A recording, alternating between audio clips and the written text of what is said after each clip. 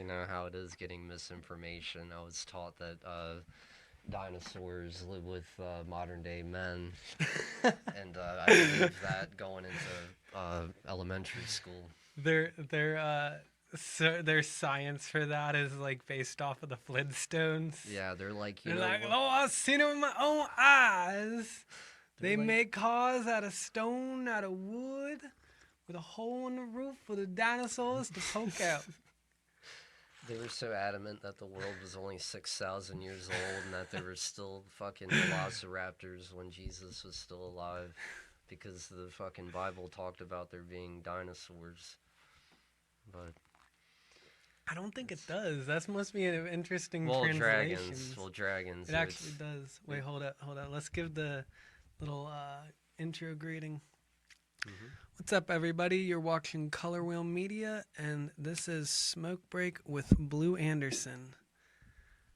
And today, for this Sober October Roundup, tomorrow, I break the fast, and I'm joined here to round up the month with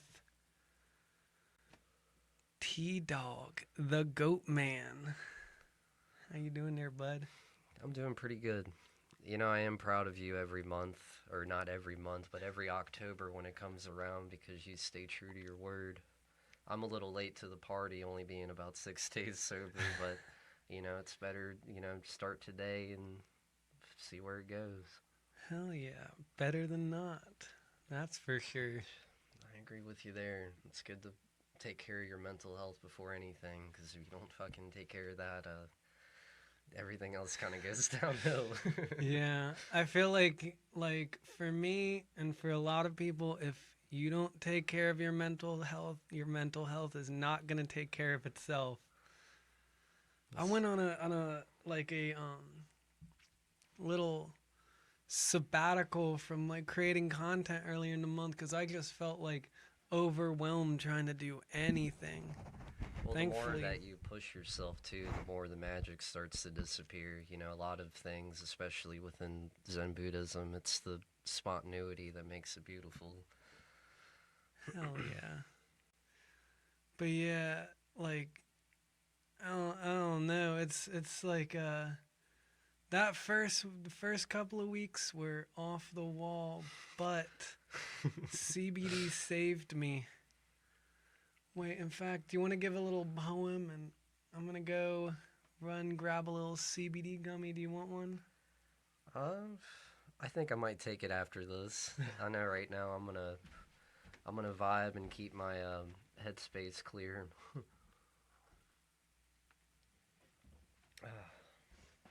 It shouldn't affect the headspace. It's non-psychoactive. I think it reminds me of the Dhammapada. The Buddha's like, there's some people that just need to sit on the tip of a spear to feel alive. And today I'm just going to sit with what I got. A little Hell bit of yeah. nicotine, tea, and coffee. But I'm going to go with something from old Ehai Dogen himself, the Grand Zen Buddhist master that brought Buddhism to Japan in the 1200 ADs. When you paint spring, do not paint willows, plums, peaches, or apricots. Just paint spring. To paint willows, plums, peaches, or apricots is to paint willows, plums, peaches, or apricots. It is not yet painting spring. It is not that spring cannot be painted, but aside from my late master, old Buddha, there is no one in India or China who has painted spring. He alone was a sharp-pointed brush that painted spring. This spring is spring in the painting because it enters into a painting. He does not use other means, but lets plum blossoms initiate spring. I actually really like that. It kind of reminds me of like with the early impressionist painters, um people would ask them like what's the subject of the painting? And they'd be like the light. And they'd be like, how is the light the subject of a painting? Like, Well, they were just so focused on form at that time too, so they kind of shook up the entire world.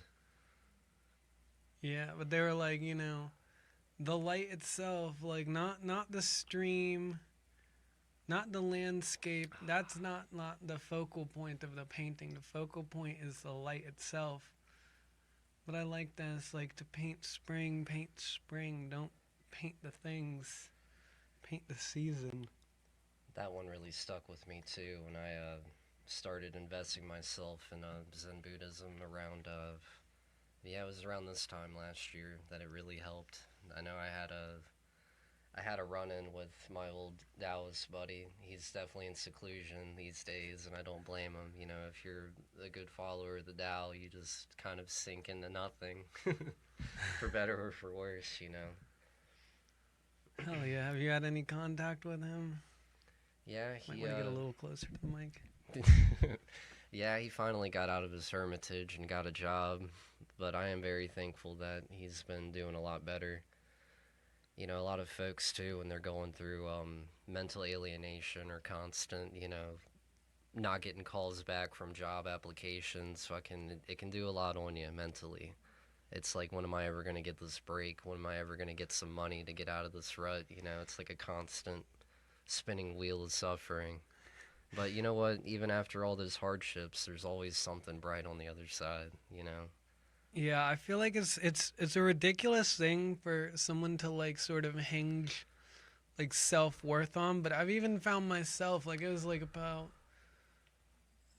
probably about a year ago or so. I went to look at this one job and got an interview and then got rejected. And I was like, what the fuck? I was like offended, and I'm like, why am I going and like like basing any sort of happiness on like getting or not getting a job? But especially if you don't have a job, not getting the job, that shit, Well, it can be a big crestfall.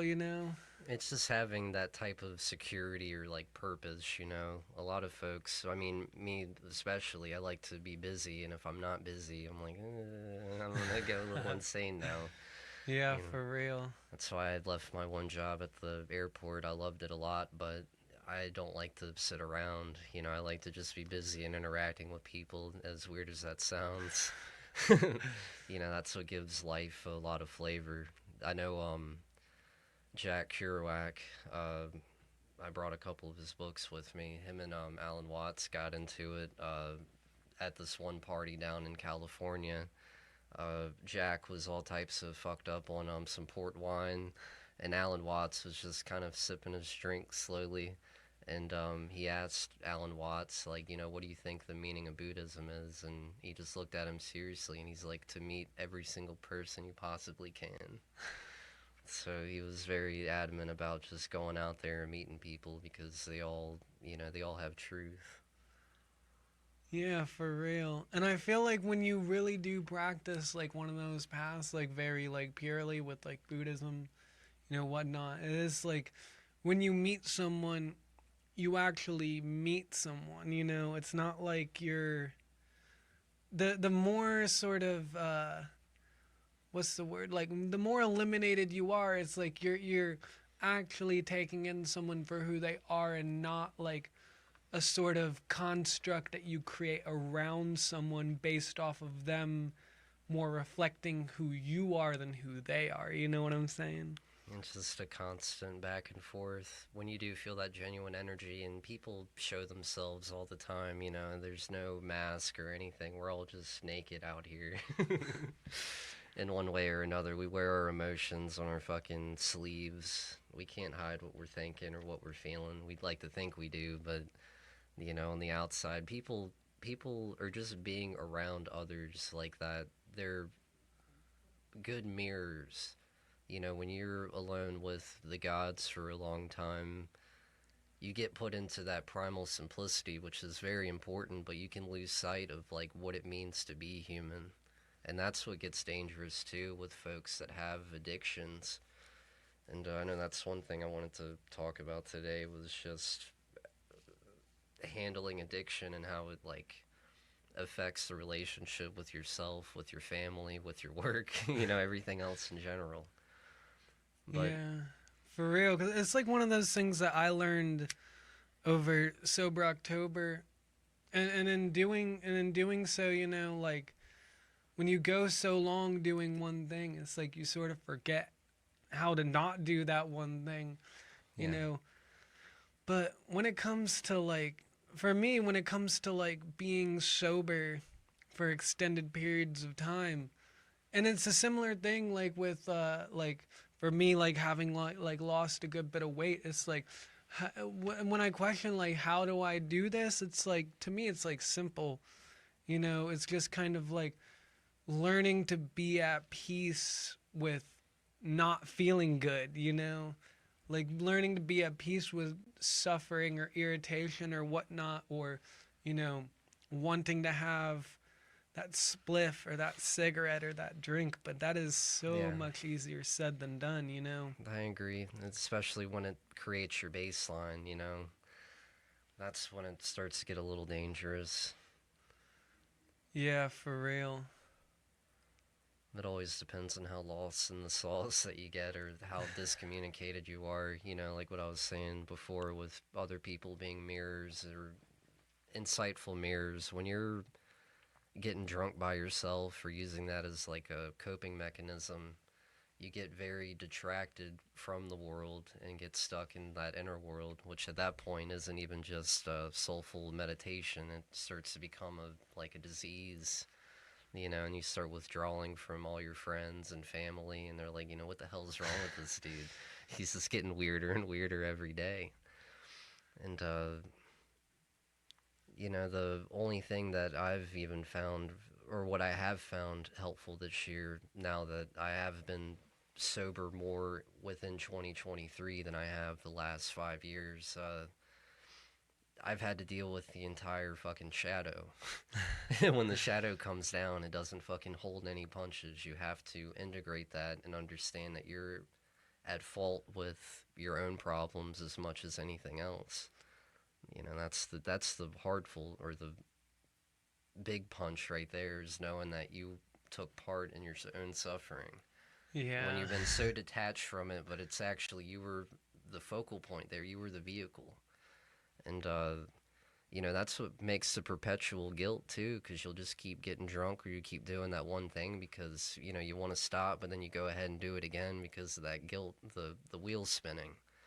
You know, and it's a very dangerous thing to get lost in, you know. That's why, like, if anybody wants to reach out to me if they're having issues, definitely talk to me. Yeah, for real. I definitely feel that in like a very sort of like Jungian sense of like facing the shadow. It's like, you know, You don't know how much is laid back there that you've numbed because you think, like, at least in my own perspective, what I was going through were just mechanical enlightenments. You know, it wasn't something that I actively dealt with. But I thought I dealt with it, but obviously I didn't, you know. The trauma fucking comes and goes in waves. yeah, absolutely. You know, it's nothing like going like it's nothing like going through like withdrawals to make you like step back and be like, "Dang, Yeah, like you're like what, like just freaking out outside of a Burger King, fucking sleep deprived, having DTS. You're having visions of things. You know that really broke me down a little recently. You know, like all I could think about is I need to go home. I need to sleep. I'm gonna die. And like when you get stuck in those moments, you completely forget your entire life. You know, you forget what's beautiful about it and everything else because you're stuck in that like paranoid zone because your body isn't getting that dream sleep.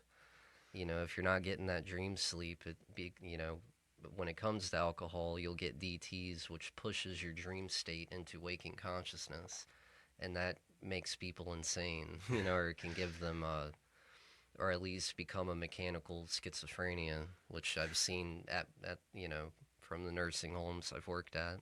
you mean like a chemical schizophrenia or like Yeah, it well, it's the Dionysian madness as they used to call it back in the day, but I can't recall the exact term for it. Some people call it withdrawal psychosis?" yeah, and it can be forever.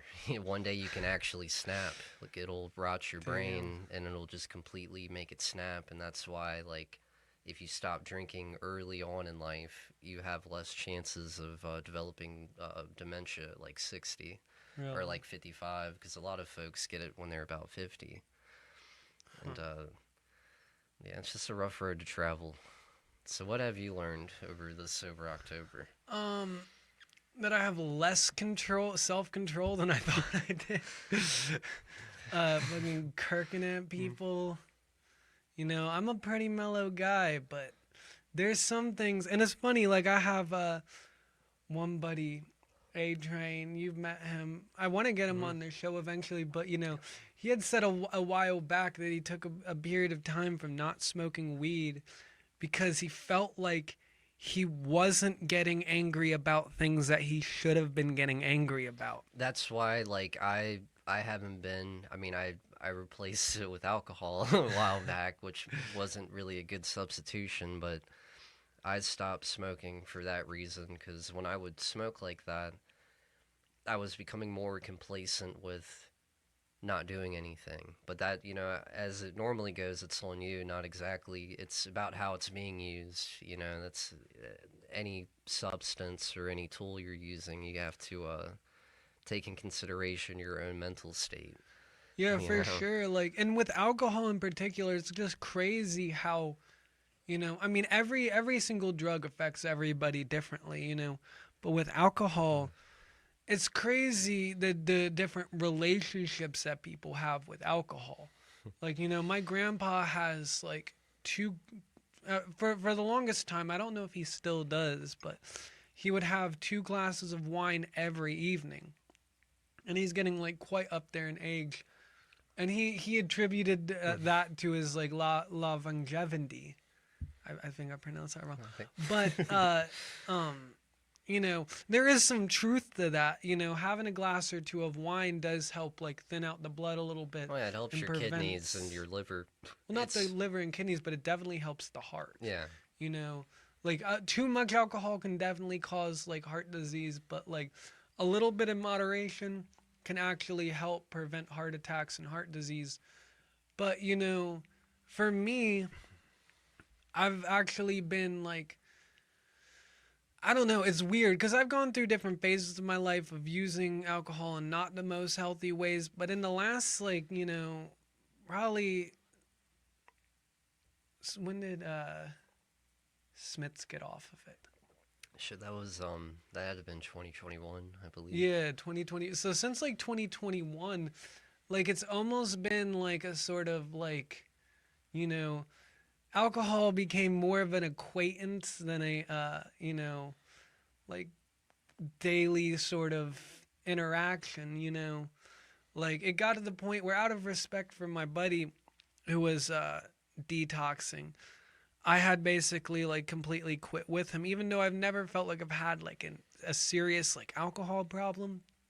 But these days, you know, I was like driving home or driving around the day before sober October, and I was like, I kind of want to go and get a bold rock Yeah. before this month, and I was like, actually, nah, I don't even feel like it. Like I don't know, like there's so often where I'll be like, you know, it kind of would be nice, and then I forget about it, you know, but it's a far cry from, you know, people who have like serious like alcohol abuse disorders, you know. And I know you struggle with it a bit, but I do feel like you do pretty well of, you know, keeping it under wraps for the most part.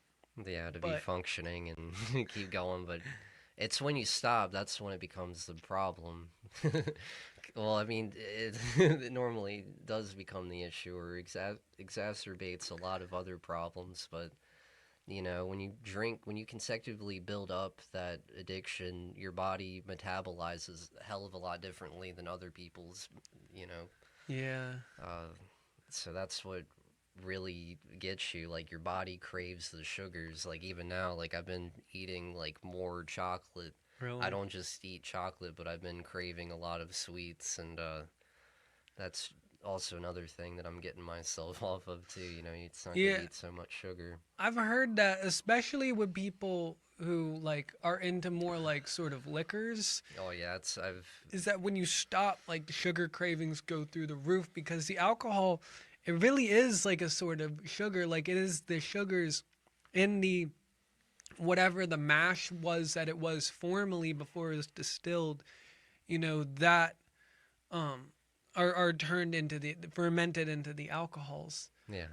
But yeah, like for me though, like going back to what I was saying about my buddy stopping weed for a while because he said that he wasn't getting angry at things that he should have gotten angry at. Yeah. I don't really have that problem when I'm smoking weed. Like there's one time I remember I was like smoking a spliff and one of our buddies ticked me off and I like got up with the spliff still in my hand and like chewed him out.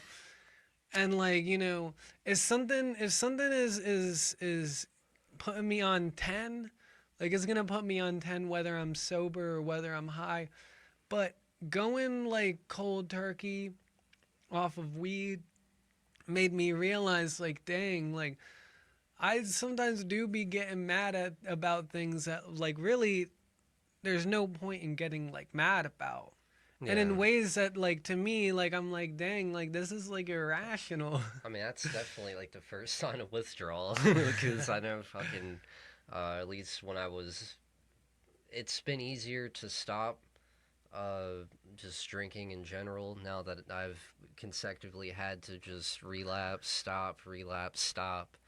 And those early positions or situations, I would just get angry. Like, little things would fucking make me angry. And, like, the thing is, though, which a lot of people I know don't have that type of insight with themselves. Like, they will cave into to that aggression, and I can understand completely why recovering alcoholics are fucking angry a lot.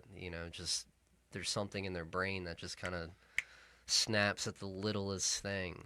Yeah. But you have to also be meditated enough to know where your problems are coming from, and I think that could probably be what he was talking about, not getting angry about the specific things, or at least within what I've experienced. If I smoke too much ganja, like, my priorities get changed, and there are things that you should be angry about, or you should protect your boundaries in life, because if you're just so complacent within that, you'll be okay with being treated wrongfully, or like not rising to a situation that you may have had to do differently.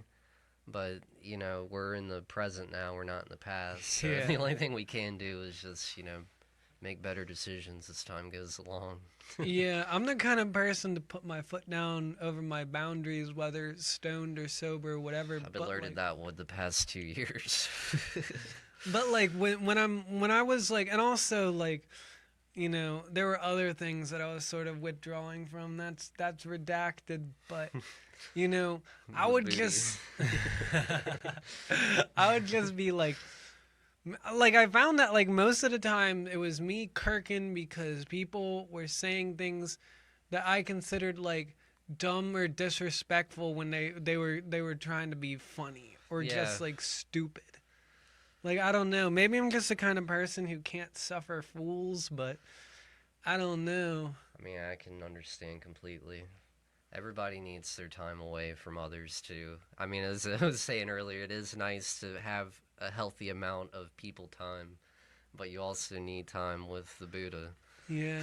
Well, it's funny like, Buddhism, Taoism, they both have like and especially like Taoism in general, Buddhism in certain schools have this thing where they're like, if you want to achieve enlightenment, the best thing to do is like go out into the mountains and build yourself a shack and don't fuck with no one. Yeah, build yourself the grass shack on top of the snowy mountain. Yeah, and then and that sort of makes me realize like, that's what he's talking about. Like loneliness might be killing, but like at the same time, like you by not fucking with anybody, You don't you spin save the yourself a wheel. lot of drama, And I've learned that, if you are purposefully going out, like, I've had a lot of conflictions with my beliefs when it comes to, like, understanding Thelema in contrast with what I've been feeling with Buddhism. Because I'm thinking, like, there are some things that I have to crave for myself. Like, obviously, if I have desires, I need to either snub them out or fulfill them.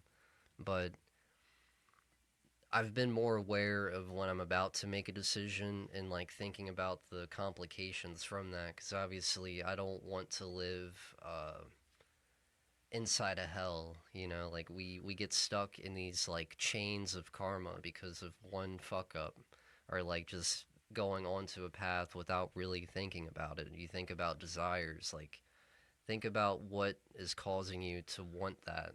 You know, is it based on like lust? Is it based on greed?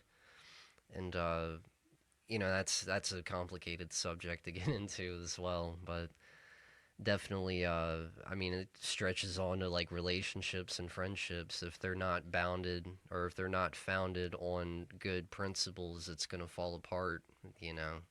Especially if you get with somebody out of loneliness, that's going to not go over too well most of the time. If you're trying to become friends with people out of what you can gain from them, that's going to definitely create some negative karma, you know, just cause and effect. Yeah, for real. Have you ever listened to the Living Thelema podcast? I did one time. I have been out of touch with a lot of things lately. My soul's coming back, and I've been reading more and getting more involved with my beliefs again. So I'm definitely open to watching it.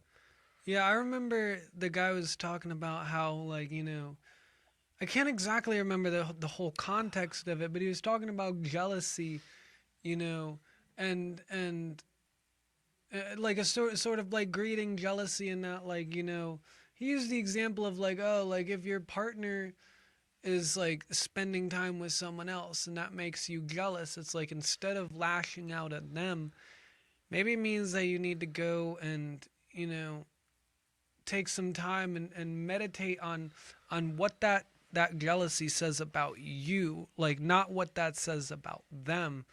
And I was like, that's like a very interesting like concept, especially like with the sort of general mentality people have these days. I've especially speaking with that, I think one of my worst sins, and it's not even materialistic, it's envy.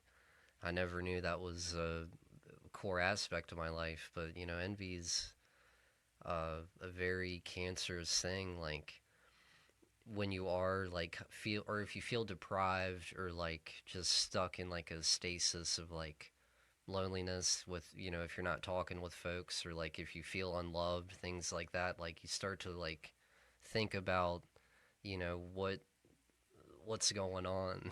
You know, you look at a lot of other people. You know, I've had an issue in the past where like you get a little jealous, not necessarily of the people themselves, but the types of bonds they have. Yeah. That was something I dealt with in the past, you know, but that definitely has a long, deep rooted thing with abandonment, which everybody definitely, I do advise going to therapy. Therapy is useful, and so is meditation with the gods. Hell yeah.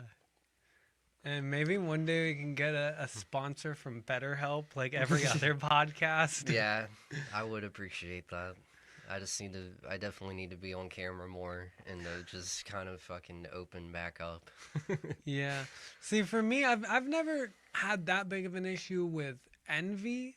Like for me, like, and I don't envy people I know typically. I Yeah. tend to envy like people I don't know.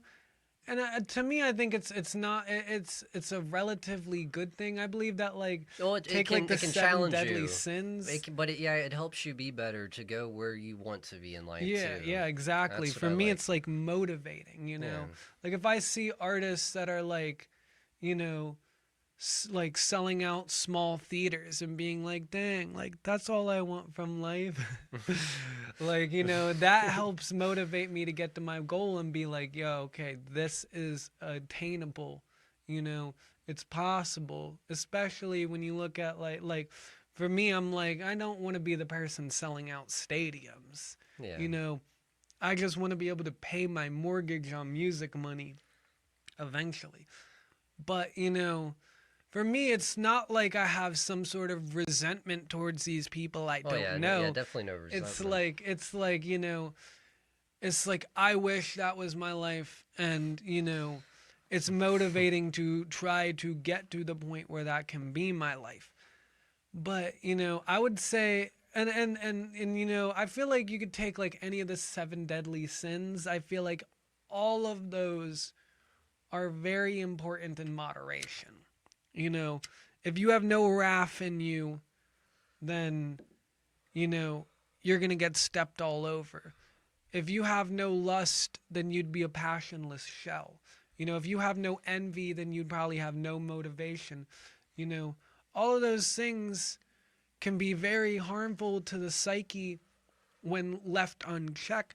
But Yeah. I feel like all of them are extremely important parts to have in your sort of psych stew. As long as one ingredient isn't Overbearing. overpowering. And I feel like, like you can I feel like self-control is like sort of like the antithesis to a degree to all of them, but like the most important thing to making sure that those aspects are I mean, it's creative regulation. and not destructive. Yeah. You have to regulate these things. But for me, I feel like, my biggest sins would probably be like selfishness and greed. But, I do what I can to always try to keep those things in check. But the Sober Bullshit. October has made me realize, like, maybe I have a little bit of a problem with wrath. Well, shit, even what I've been researching, getting back with the Zen Buddhism now, Dogen just said I'm an ignorant bastard. He's like, how can I ever know the eternal while being in the shell? He's like, I'm dumb. I have too many cravings, but all I can do is just meditate and just sit with silence. And it's just an eternal issue. We're always going to have to find that balance in between, even when things start feeling hopeless or there's like no way out at all. Yeah. But yo, wait, hold up. Because I had some things I wanted to talk about before it stretches on too long.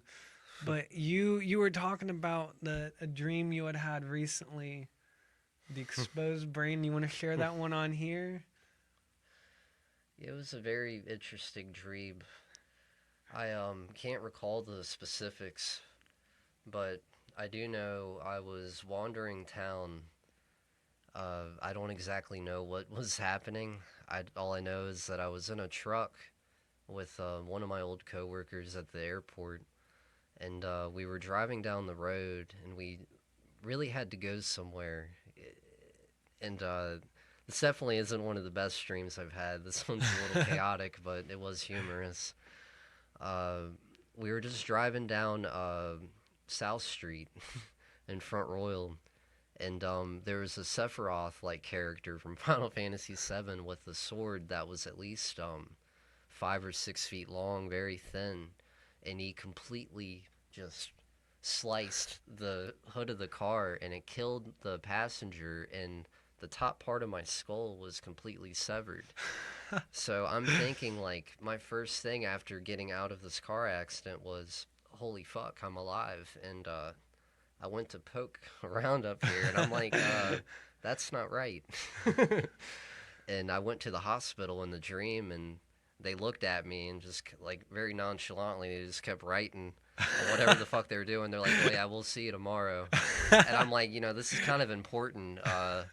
You guys need to do something about this. There's open air, there's dust and debris kind of getting in my folds here. And it did open me up uh, to the idea that I have been a little formless, or I've been kind of like just going down a stretch of road and not really giving a fuck. In that sense, like, it's not even not giving a fuck. It's between the detachment of reality, staying sober, and trying to rebalance a chemical imbalance soulfully through tea and meditation and just working and writing. I it is a very difficult thing to do when you don't necessarily believe in pharmaceuticals, but maybe that might be the course to take. But dreams are very important, and we always gain insight from them that we don't normally have with our waking consciousness, which I'm definitely will talk. I can talk for hours about that. Uh, there was one dream I don't know if I told you about. I know this is stretching on long, which I do love long therapy talks with the Blue Man himself. No, you can keep rapping. But the one that really got me, that made me change back to my old job. Uh, I had a dream where I got into an argument with my father over, I don't even know what it was at this point. You know how dreams, you don't really remember exactly the context of what happens, but me and him got into it really bad, and I left the house out of anger and just started walking down the road to clear my mind. And I just kept walking down this really old cobblestone street, you know, like the like old, Yeah, I don't yeah. know if like Old Town Winchester still has it like that, but I was walking down this cobblestone street, and it started to look like rural Japan, and I was going like very hilly and like spiraling up there on like this hill with a bunch of like pine trees, and there was a massive torii gate, you know, like the Yeah, Shinto yeah. portals, but it was massive and like a crimson color. And I wanted to get closer to, you know, to take a picture and touch it, but the closer I got to it, the more it would crumble. It started to break at the base, and like when I got like about 20 feet away from it, this massive torii gate just exploded, and like the top part of it came down and like was about to impale my body, and as soon as it hit me, like I just You fucking jolted shot up, away. and I had to write. You know, I had a really weird surge to write. I was so angry. Like I woke up feeling angry, and felt the necessity to like reevaluate my beliefs. And like ever since I've had that, you know, that's an important symbol to me too. You know, that's the gateway to the Pure Lands. You know, portals are very important in a lot of different religions because they take you to the other side. Like gates are such an Yeah. important part of the path too. So watching that gate just essentially explode made me like think, am I on the right path right now? So those types of reevaluations are what make us better. Yeah.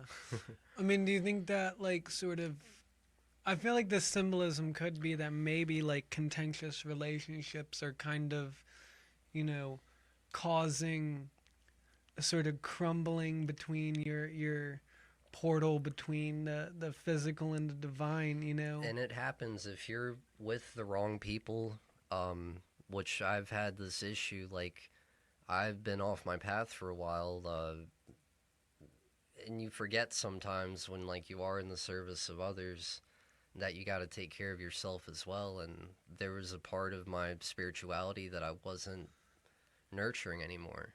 I was so focused in on like my cravings and my goals that I wasn't nurturing that growing creativity in my chest. And as all artists know, if you don't stoke the flame, it's gonna burn you alive. You know, Yeah. you have to really just, you have to write, you have to paint, you have to make music, because if you don't, it's gonna create a really bad backlash. You know. Yeah, I feel like it's been weird like the last month it's been like hard for me to get into creative headspaces, but I've always still like had this like drive for self-improvement, you Yeah. know, like learning new things, trying to learn some Spanish, whatnot. But it's interesting for me though. I was gonna like getting back to dreams. You know, when I smoke, I don't dream. I just have like straight up like black sleep, That sounds peaceful. going falling asleep, and then like just waking up whenever else I wake up and not having felt or seen anything in that period of time. But the last month though, it's been different. And it always is, but it's funny because I like might take one of those. yeah, go for it. It might put me in a in a place later, but I definitely need to sleep tonight. What what's the percentage? It's 100. It's 100. All right, I'm not gonna lie to you guys. I'm a bitch. It'll take like it probably they say those take about like 2 hours to kick in. Oh, you want to hold on? You can Well, hold on. I'm still gonna eat the rest of this. Yeah, It's never gonna go to waste. you can take another one for the road if you want. Yeah, the place I was getting these from, or like these peach rings, they made them at their house. I mean, this place is gone now in Front Royal, but they made some of the best. I don't think there was just CBD in that. There's no way, because that was hitting hard. Like that was more than CBD that they were putting in them things. I think that's why they got shut down. They were actually selling Kush there without a proper license. But rest in peace. Hell yeah, power to the people. I agree. But yeah, these have been a lifesaver. I'm not sponsored by these, but the brand is super chill, and 8:43. and yeah, these have been a lifesaver the past month. Cause I just needed something that wasn't psychoactive that was That's gonna help a bit. One with like back pain, but two with like anxiety and depression. 'Cause those hit me hard. The anxiety, the depression, I was like expecting, because that's just how I get when I don't smoke. But like the anxiety, I feel like was like higher this year. I had to like stop using Facebook because I felt like Facebook was just like it seemed like every single like short that would pop up would be like some repost from like conspiracy TikTok talking about like Freemasons and the Illuminati and like New World Order, and I'm like, ironically, like it wasn't making me like anxious about Freemasons or Illuminati or the New World Order or any of that stuff. It was making me like paranoid that there was gonna be another like fucking like satanic panic, and that like Christians would start pointing fingers and be like, "Oh, that person has a song called Hedonism," which check that out, by the way. It is a beautiful song. Be like, he has occult imagery in his music video. It's like he must be in league with the devil. We gotta cancel him quick. Yeah, I'm not afraid of being socially canceled. I'm afraid they might get the fucking physical canceling, Yeah, I don't know. canceling people's consciousness. Yeah, I'm not that big to get canceled, but I know they could probably dig some stuff on me. But yeah, that, and I feel like there is also like, and I feel like anybody can be a good person no matter what their sort of political compass is. But with the recent, like, within the last sort of like since like Trump came around and this whole like MAGA culture like popped up, I feel like there's been it's spurned, and I know it's always been like this to a degree, but I feel like it's spurned like a sort of like you're either with us or against us mentality.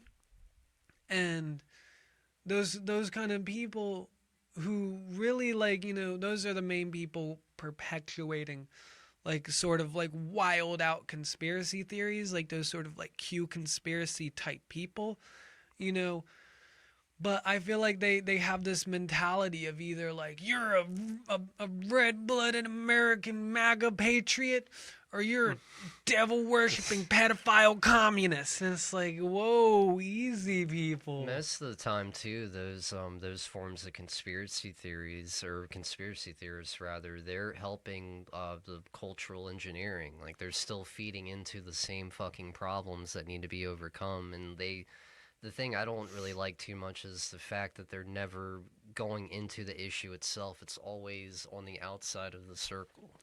And that's the one thing that pisses me off, is that there's never any direct communication. Well, I feel like there's like a two-faceted thing to that. And that is that one is like, I've heard that they say like people like the FBI type people love those conspiracy theorists because it makes it so that they can do some crazy wild out things, and it, if these conspiracy theorists talk about it, most of the time they're putting it forward in a way that's so ridiculous that it sort of discredits Yeah. what they're saying, you know. Like, for instance, you know, like Alex Jones was sort of like, you know, Well, yeah, he was sort he's of a like puppet too. he was sort of path blazing when it came to certain things. Like he was one of the he before the Jeffrey Epstein stuff came out, like he was talking about like, oh yeah, you have elites that are doing like blackmail rings that where they're like making each other fuck kids, and everybody was like, you know, that's crazy, you know. But it did turn out to be right. The problem was He's that a puppet. the problem was that he was saying so much other crazy, stupid stuff that cannot be taken seriously by anybody who isn't deep, deep, deep in psychosis. That, you know, everybody was like, when he said the very few things that actually turned out to be true, you know, people are like, yeah, okay, whatever, but I'm sure. Just like the fucking chemicals in the water turning frogs gay, you know.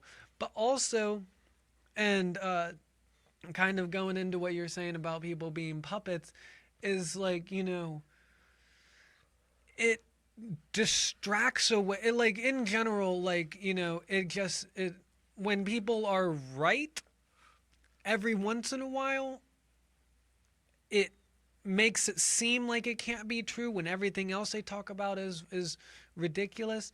Like when they're just throwing shit against the wall and trying to see what sticks. But, you know, also it's a distraction when you have people going in and saying super wild and far out things. It gives people a cover to do things because everybody is distracted with this absolute outlandish nonsense, you know? I guess that's why it's just not good to be on Facebook too long. Yeah, for real. I mean, I feel like I miss, and I hope this doesn't come off as like offensive. I miss when Facebook felt more autistic than schizophrenic. No Yeah, offense to anybody who it's might terminology. be autistic or schizophrenic, but I feel like, you know, there was something that seemed like, you know, like before, I feel like Facebook had a very sort of like innocent air to it to a degree, whereas just sort of like silly and lighthearted, you know. I put a little And bit of like, everything on there just to break the monotony and yeah, I miss dumb, densely ironic memes. yeah. I feel like it's gone from that to like just being a host site for people's paranoia, you know. And maybe it's just my algorithm, but I had to step away from that for real. Yeah, I mean, it's definitely the Facebook landscape has definitely changed from about 2016 to now. That's for sure. I'm just getting older too. I do feel like things did take a turn in around that time, and even maybe a little bit before, when it went from being like where people would share memes and information about their personal lives Or that being probably pseudo- wasn't right for them to be sharing with random strangers. You're calling me like, out. No, I'm not calling you out. You do share some wild ass things on Facebook, but I mean, like, have you ever seen it where it's like some people, it's like I feel like they think they're celebrities and they're given like updates on like drama with their partners, and like it's like, okay, like, have you seen the meme? It's like Facebook is supposed to be for funny things. I don't need to know that your baby daddy can't afford school supplies. Like, that's what I'm talking about. And I know people like that. Like, there's this one guy on my Perpetuating personal drama, yeah. Facebook. He dropped this whole like paragraph that could have been a fucking article on how him and his wife are getting divorced, and I'm like, why? If I would couples therapy. if I was getting divorced, I would want to keep that as private as possible. You know, the last thing I would want to do is create this whole post on Facebook, this whole article on how I'm getting divorced, or like he'll post like every time he gets in a fight, he posted when he got in a fight at a meeting in his job. It's and entertaining for other he people, posted but that he got fired. It's like, this is not necessary. We don't need to know this. Nobody needs to know this. the CBD is kicking in, Shaggy. No, when the CBD is kicking in, I'll be like, oh, It always kind of why gives me was a I jolt. getting worked up? I'm like, damn, it makes you think like, damn, I've been a little tense all day. You're like, dang, was I the carrying? muscles are retracting. Was I carrying that tension on my shoulders this whole The time? fucking boulder of Sisyphus, rolling it every day. But I feel like it went from being like either like funny stuff or people like sharing their personal information when they shouldn't be or have no need to be, to like, okay, this is my political opinions and here's some conspiracy theories while I'm at it.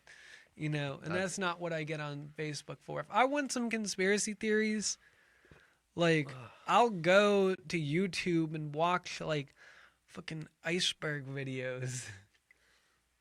You know? I've been very apolitical for a good while, mainly because I just, going in with my beliefs lately, I just don't want to keep spinning the wheel if I don't have to. Yeah. Like, I want this little corner of the Blue Ridge Mountains, which I'm not too sure. I might be traveling this upcoming year just to help with my book. That is the plan right now. I don't know if it's healthy, but I am staying sober. I've been working out for it too, because I don't know how long I'm going to be walking on the coast or if I'm going to be taking a bus.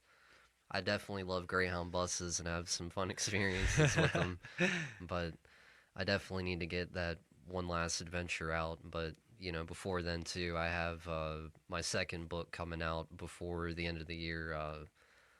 The title is The Year of Fire, and I'm definitely going to have my paintings included, my poetry, and a short story detailing my adventures going into the Midwest.